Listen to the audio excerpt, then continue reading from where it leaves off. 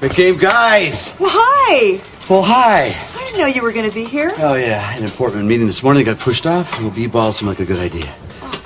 Who's the meeting with? A guy named Pee-wee. Ah, from the prestigious firm Pee-wee, Pee-wee, Pee-wee, and Pee-wee. No, this guy Pee-wee's got this radio I want for the 46 rod. It's a one-of-a-kind. It's NOS. NOS. It's called New Old Stock. It still operates right from 46.4. It's got 5-station preset. SIA. What? Sorry I asked.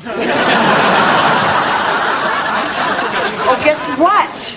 Patty got opera tickets. We're going to go see Carmen tonight. Oh, no! Carmen, the opera. Now, if they had an opera named Carman, I'd be there.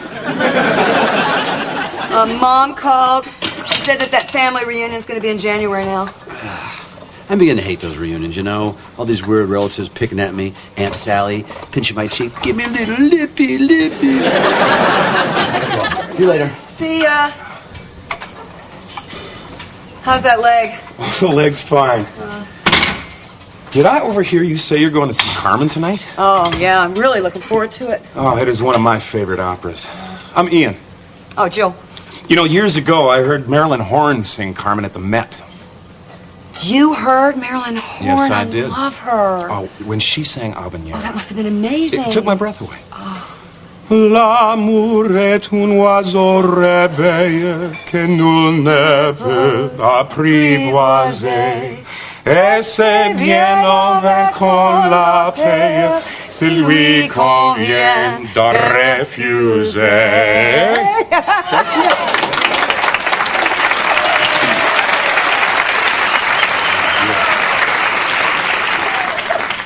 Do you like La Boheme? Oh, I love La Boheme. It is coming to town next week. If you'd like to see it, I'd love to take you. Excuse me? Oh, well, maybe we could have dinner first. Did you just ask me out on a, like a date? Well, yeah, I did. I'm married. Oh, wait. You couldn't see that, but there was just that guy that I was just talking to. The one who hates your family? He's my husband. Your husband? I thought he was your brother. You thought he was my brother? Yeah. What made you think he was my brother? Well, you're going to the opera with Patty, and he's going to meet Pee-wee. Yeah.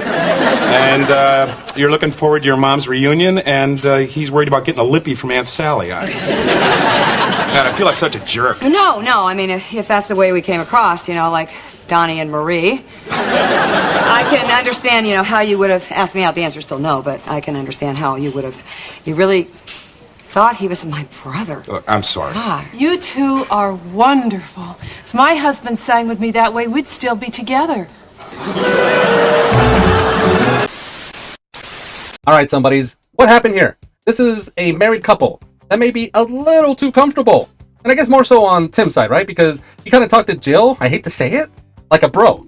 He was just telling Jill about what was going on, about his day, with Pee-wee, and trying to get NOS, which, when he said NOS, I thought it was that racing gas that I can't think of right now, what it's called. But, yeah, I thought that's what it was. So, but I can't blame the guy, because with their interaction, there was no lovey-dovey talk. There wasn't even a kiss, a peck, nothing, not even a touch of a hand or anything. So, can you really blame the guy for thinking that, number one, Jill was single, and then number two, that he thought Tim was her brother?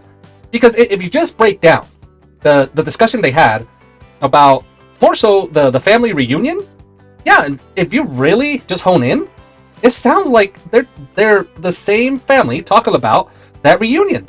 So I can't blame the guy, especially if there's a woman that I'm attracted to and has similar interests, because they were talking about opera. They even did a duet, and they blew the gym down. Obviously, everybody loved it.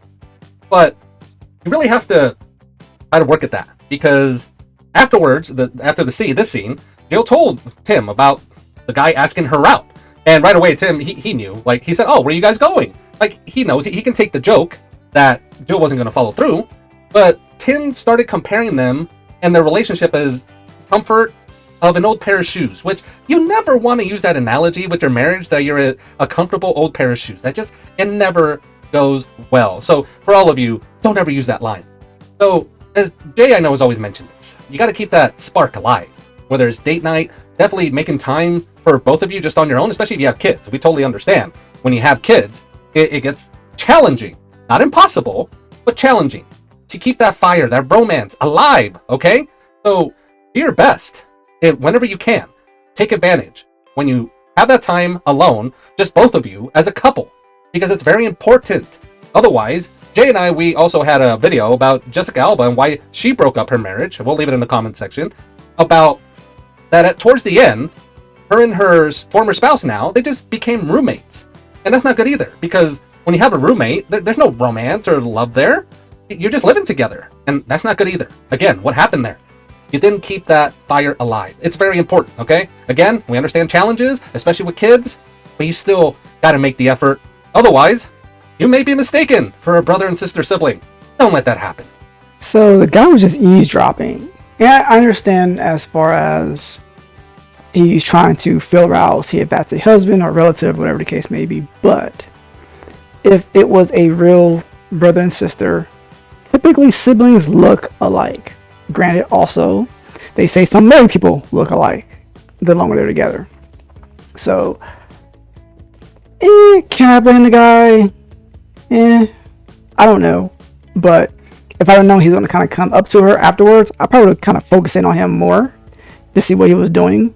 But I just looked at it as Tim doesn't want to go do anything as far as like opera or whatever goes, and he doesn't want to go to the family reunion. But yeah, as Mafuchi said, the longer you're together, you still want to spend time with each other, still go out on dates, still do stuff that you did prior to getting married.